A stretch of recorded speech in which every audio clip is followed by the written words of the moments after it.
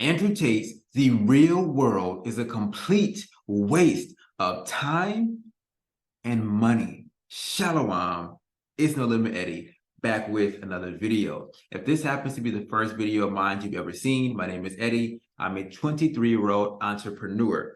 I'm originally from Los Angeles, California, but I currently reside here in the country of Egypt. On this channel, I make videos about travel, making money, and overall just how to be a good person.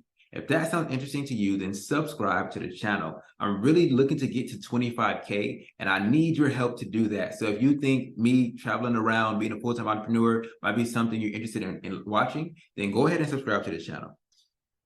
The other day, I made a video about The Real World, right? Which is a program released by Andrew Tate, and it's basically his new version of Hustlers University. Now, in this video, I kind of was just sharing my experience having been a student for 1 week.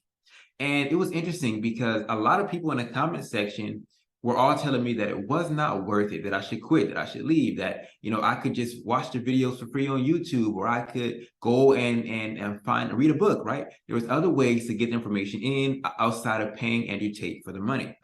Outside of paying Andrew Tate money, right? And it was interesting to me because it's kind of odd that people who were not inside the program were telling me that being inside the program is not worth it, right? It's kind of like it's kind of like judging a book by its cover, seeing a cover of a book and saying that's not a good book to read, but you have no idea about the information that's actually inside the book. All you've seen is a cover, right? So people telling me that I shouldn't be inside the program if they're outside the program kind of don't know in great detail if the program is worth it or not. They're just going based off of assumptions. The second thing that was kind of interesting about it was you are essentially living based off of a false concept of business, right? Business is an exchange of value. Therefore, I give money when I think that the item that I receive in return is worth more to me than the money, right? So I only buy tissue. Let's say I spend $5 on tissue. I only will give the store $5 for the tissue because I deem tissue as more valuable than me having $5 in my pocket.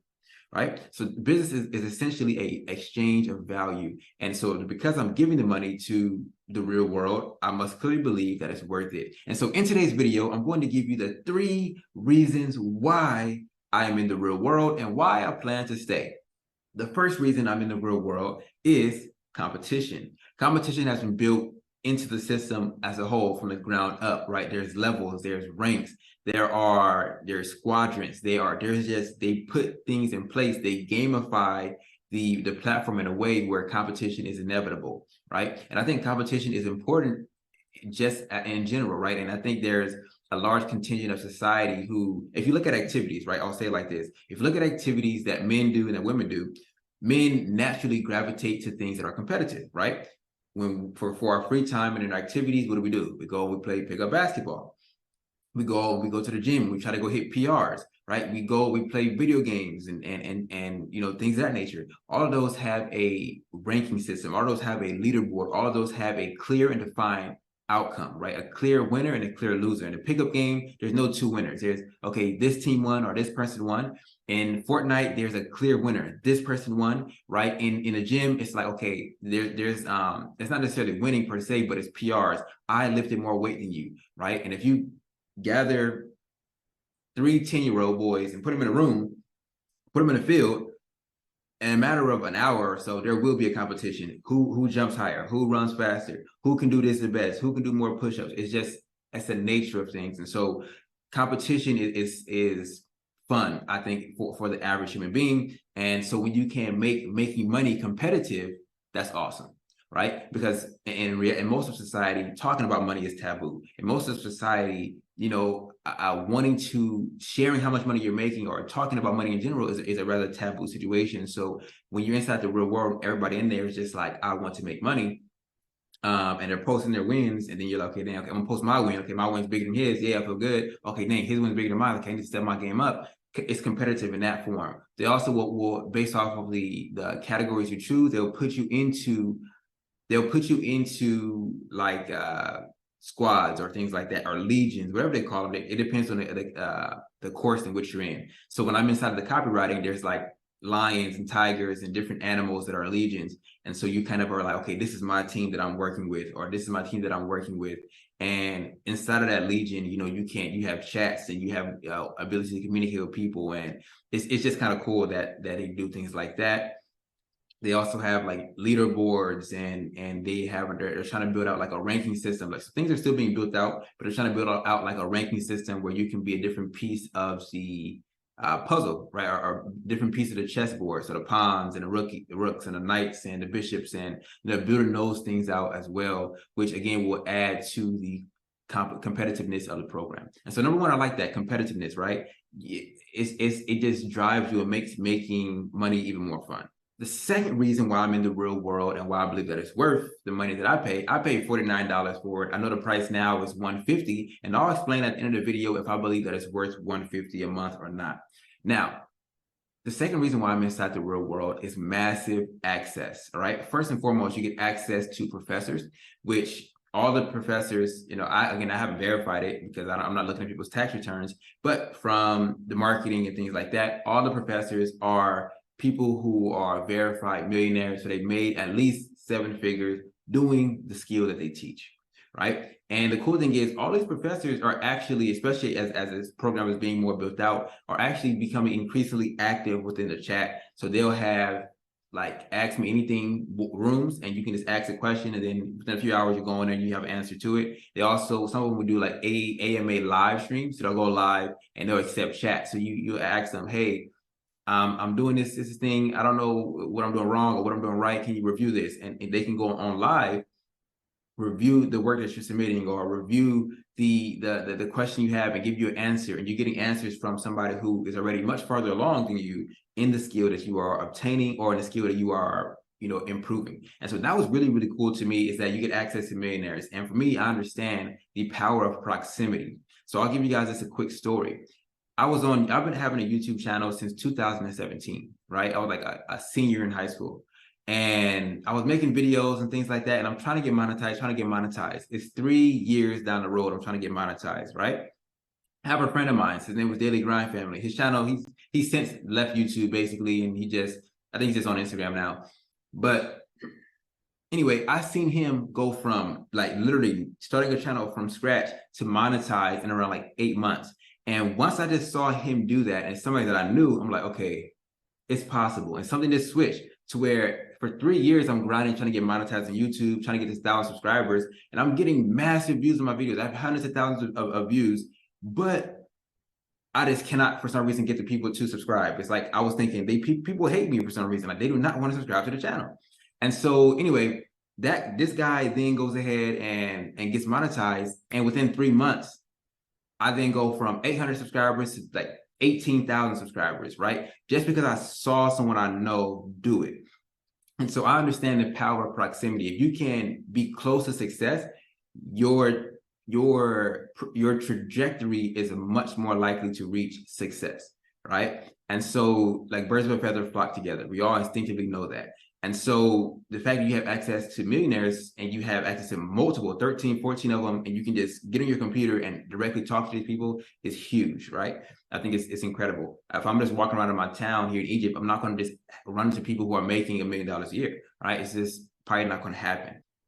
Now, that's the first thing. So the access to professors is dope, but then you have access to a super big community. And while we're in here right now, we can actually jump into the real world and show you guys right now. All right, now check this out. So there are 147,000 members, right? Almost 148,000 members. Let's say 150. All right, this is the number right here. Right now, there are 7,000 people, basically 8,000 people online. Now, if we understand a principle that most people will not succeed, but let's just say out of 100 and something thousand, you have 50,000 people or 20,000 people who succeed, right? 30,000 people who succeed out of this program and actually go on to do 20, 30, 40 plus $1,000 a month. Even if it is only that small pool of people who actually truly succeed, you're going to have people all over the world that you now have access to. You are now having a network of people who are making 10, 20, 30, 40, $50,000 a month, and you have access to them, right? And they have an affinity towards you. It's almost like a variation of college. If you go around and you see somebody with a flat tire on the side of the road, you may be like, I don't know if I want to stop by and help them. But then let's say that same person, you see them and they have a shirt on that represents the high school you went to or the college you went to, you might be more likely to say, okay, well, okay, I have some level of affinity with this guy. I connect with this guy in some level. I might be more willing to help him to fix his tire, right? Or to get gas, whatever that thing is. And so likewise, the same thing will be true with hustlers or with the real world. You know, you're going to have people who will succeed in this program, right? And with that, you want to have access to these people, and they're going to be more likely to want to work and connect with other people who are in the real world, because there's a certain, they probably have similar stories, right? You probably have similar stories of how you kind of join the real world and why you joined, and you know, and things like that. So you get access to the millionaire professors, which is dope because proximity is important. But then you're also going to have an ever increasing pool of successful people that you can reach out to and talk to, right? I may decide, okay, I'm in Egypt now, I'm going to Morocco. I may say, hey, anybody here in Morocco? Let's tap in. 20, 30 people are in Morocco and say, yeah, hey, I got a spot for you here. I got a rental car for you here. I got this, boom. And you can build up a network of people all around the world, which is kind of cool. The third reason why I've joined the real world and why I believe that it's worth it is the opportunities to progress, right? And so it's kind of a combination of number one and number two. Number one was you get, you get access to competition, right? Number two was you get access to successful people. So number three is kind of a balance between those two, right? Because it's such a competitive space, those who do perform and those who do perform well, you know, winners like to connect with each other, right? And so those who do perform and those who do perform well will have a lot more opportunities, right? And will be given opportunities that may not be given to other people. And so the way I can explain this is kind of similar to basketball, right? Like if you play on your team in basketball, right? And you do well, okay, you go up to JV, you go up to varsity. Okay, now you're in varsity, you're doing really well. Okay, now you're an All-American. Now you're getting invited to the Peach Jam. Now you're getting invited to the Jordan Camp, right? And these opportunities just start to stack. But you have to be in the right place and doing the right things, right? Like you can be the same level of talent of somebody who's an All-American, somebody who's at the Peach Jam, somebody who's at all these different camps for basketball. But if you were not on your high school basketball team, if you were just playing at a park, you wouldn't have been seen to then be having these different opportunities, right? And so you have to have the right skill level, but you also have to be in the right place to receive certain benefits. And so it's like, okay, you can be a really talented player, but if you're not playing in organized sports, it's going to be very difficult for you to be recognized for your extreme talent. And so this is my perception, and the way that I look at the real world is that, like I said, even if we say right now, only 30,000 people in the real world make substantial life-changing amounts of money, or have at the moment in time substantial life-changing amounts of money. Even if that's a 30,000 out of the whole 150, that still is extremely advantageous because you have 30,000 successful people who are in the same exact chats, right? And so you post a win. Let's say I post a win about, hey, this is what I did today in sales from my YouTube channel. Right. And they didn't say, oh man, like, yo, I got this business, I'm doing really well with Facebook ads, but I'm trying to grow a YouTube channel. And now, boom, now I'm working with them about growing a YouTube channel. Right. So there's certain opportunities that can be presented to you based on the fact that you're in the right place, doing the right things. Right. And that's kind of how I look at the real world. And so you notice that all three of those stats, the competition, the access to millionaires, the professors, and also access to successful students. And the last one is just the opportunities that could be provided based off the other two. None of those were based around education, right? And so people are saying like, yo, the real world is not worth it. You can just read a book. The real world is not worth it. You can just watch free YouTube videos. The real world is not worth it. You can just do these alternatives. They're looking at it from a completely different lens, right? They're looking at it from an education perspective, and I'm looking at it from a networking and connection perspective. Simultaneously, yes, anything that you can find in a course, you can also find online for free. But what I understand is that for me, my time is worth significantly more than money, right? And the way I explain this is, would I rather spend 6 years to learn something or spend $6,000 and learn it in a week, right? Which one would I rather waste 6 years of my life trying to find this one piece of information, or would I rather get the information presented to me as quickly as humanly possible, even if it costs money? Right. And so for me, I would much rather shell out the money because I know how to make more money. Right. Like at Hustle University, the real world may not be good for you if you don't know how to replace $49. right? If you cannot find a way to replace $49 every single month, maybe it's not the best program for you. But if you know how to generate income and you're not worried about, okay, 49 bucks, I can make 49 bucks back relatively easily. If that's not the position you're in, sure, maybe watch YouTube videos and things like that. But for me, I understand that money and speed are kind of go hand in hand. And if I want to speed things up, I have knowledge, right? To get knowledge quicker. And so, for people who say like, you can just watch a YouTube video, sure, I can, but you may have to watch 10, 20, 30, 40, 50 videos before you find the same piece of information that you need. And then now you got that one piece of information, you now got to watch another 10, 20, 30, 40, 50 videos, to find out how to apply this information. And so you're now wasting so much time and so much mental space looking and sorting through all the noise and all of the crap content that's online, looking for the information that you could have got significantly easier. I should go back to full screen actually while I'm talking. I forgot I'm over here in this other mode. Yeah. And now I'm over here, wasting time, to find this all this information. And like they say, time is money. So not knowing, let me tell you guys this right here, this is a secret, not knowing how to make, let's say, $1,000 a month is costing you $1,000 every single month. Not knowing how to make $10,000 a month is costing you $10,000 every single month. And so you need to pay people to quickly expedite your process to making money, right? It's foolish to think that you're going to do it all on your own. Like, it's costing you money. Like, you guys don't understand this. Not only is it costing you time to try to do it the free way, it's also costing you money, right? The opportunity cost. Imagine you knew the information already about how to make X amount of money online, then you will be making X amount of money online. So not knowing it is causing you to not make it, which is a cost, right? So that's my perception around knowledge. This is why I spend so much money on courses. This is why I spend so much money on education. I don't really read as many books. Like, I'll show you guys the books that I have. Just a couple of them. I only like to read the same books over and over and over again. And so I have a book called Gut. This is about the body, pretty interesting book. I have The Art of War. These are all books that I brought from the States, right? Except for one. I have the book Contagious. It's about how to make things go viral, and how to influence people. These are the books that I brought back from the States, but I brought with me from the States all the way across my travels.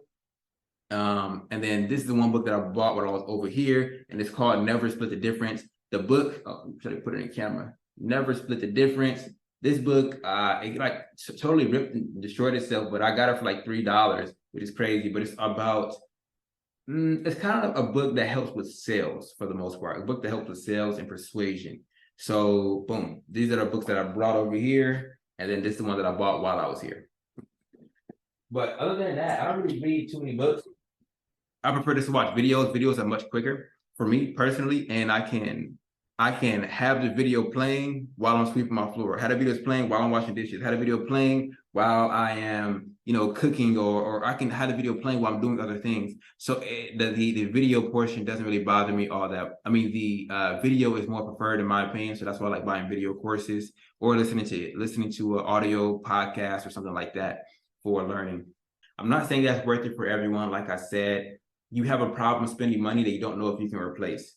That is where it really comes down to. Like, if you don't know if you can replace the money, you have to second guess it. But if something was $1 and you know you can replace $1, you don't hesitate spending that $1. But when something becomes 20,000, you're like, ooh, okay, I don't know how long it's going to take me to replace that 20,000. I may not want to spend that money. And that's kind of where you have hesitancies when it comes to spending, right? That's my perception around it. Now, with that being said, is it worth $150 per month? I would say no, it's not worth $150 per month. Not right now, right? We like all the features have not been built out yet. All of the amenities are not there yet. Like, you can't DM people yet. There's certain features that are just not there. And also, they haven't found a great way to moderate chats. When they can find a really good way to moderate chats, right? When they can find a really good way, and when I say moderated, just like if something is obviously stupid, like posting the wrong message in the wrong chat and things like that, when they can find a system that roots that out, then it'll be optimal. And plus, with the DM feature, then it'll be optimal. Now, they are working on what they're saying is they're going to begin kicking people out of the program that are just basically not contributing. And if they do that, then I think it'll be definitely optimal, where people now have to compete to stay within a program. Now everyone is looking to provide and add value. No, people are not asking, no problem asking questions, but asking questions that are irrelevant. People are not, posting in the wrong channels because they don't want to get kicked out, right? And so if they can do something like that and they actually start to implement that system, that will be optimal. And that way you have a group of people who are competent, and you have a group of people who are, more optimally trained to, be helpful and be serviceable to people, right? So The Real World by Andrew Tate is worth the $49 that I pay on a monthly basis. I would not pay $149 for it, not at this moment in time. If they did happen to release all the features like DMs and things like that, I might say it was worth it. That's to pay $150. But right now, I say $49 a month is not a big thing for me to spend on that, right? And that's kind of how I look at it, right? With that being said, thank you guys for watching today's video. Share it out with a friend and subscribe to the channel if you're not subscribed already. If you have any questions about The Real World, drop them in the comment section below. Leave a comment below and share it with a friend. See you guys in the next one. Y'all willing. Shalom.